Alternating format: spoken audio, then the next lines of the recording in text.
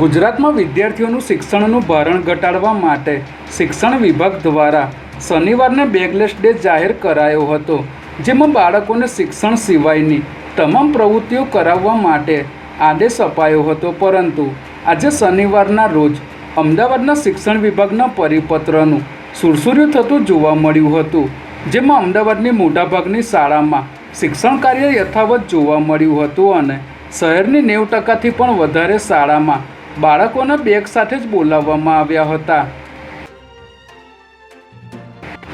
Pharmacy council of ઇન્ડિયામાં ભ્રષ્ટાચારના મામલામાં તપાસના ધમધમાટ વચ્ચે CBI દ્વારા 3 ડૉક્ટર સહિત કુલ 6 લોકોની ધરપકડ કરવામાં આવી છે.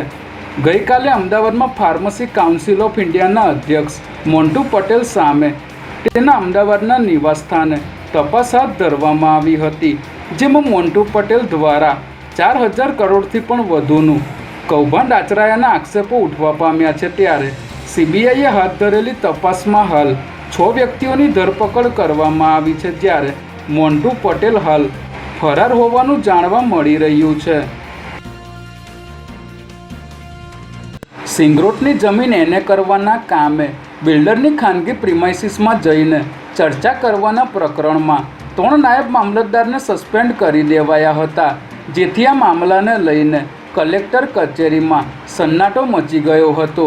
એવામાં કલેક્ટર કચેરીમાં કેટલાક કથિત પોલીસ કર્મચારીઓ ફાઇલો ચલાવતા હોવાની વાતો વચ્ચે તપાસ શરૂ કરાઈ છે.